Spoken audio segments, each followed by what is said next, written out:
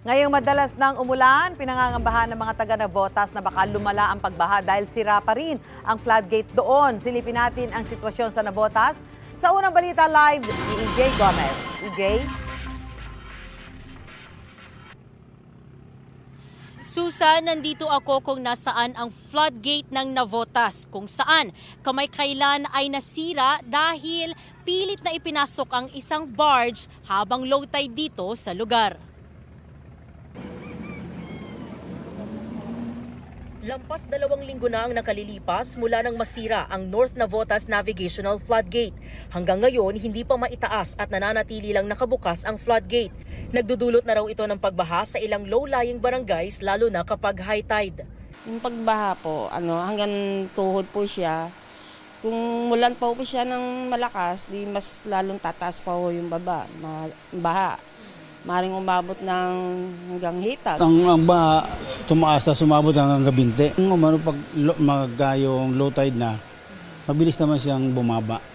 Mahalaga raw para sa Navotas at sa katabing lungsod na Malabon ang nasirang floodgate.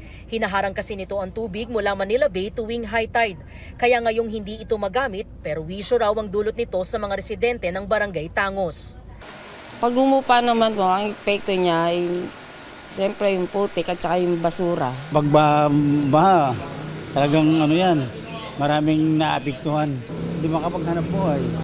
Ganyan din daw ang sitwasyon sa Barangay Tanza. Ayun nagbaha kahapon talaga. Mga ilang oras din kasi yun, hanggang 20 kasi ang umaabot ang tubig doon.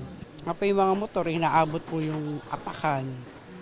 Tapos ang sasakyan, siyempre yung mga kotse, talagang hanggang gulong umaabot yung tubig.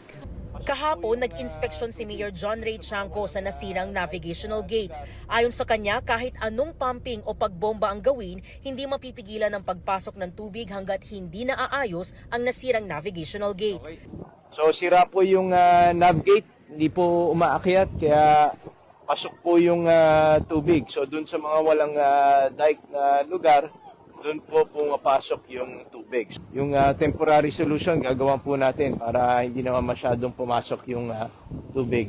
Kahapon ilang lugar sa Tangos at Tanza ang naglagay ng sandbags para mapigilan ang pagpasok ng tubig sa mga kalsada at bahay.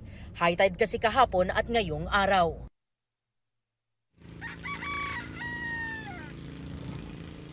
Susan, ayon sa Navotas City Engineering Office, pansamantalang solusyon lang daw ang sandbagging habang inaalam pa ng Navotas LGU at MMDA ang mas mainam na mekanismo. At yan ang unang balita mula rito sa Navotas.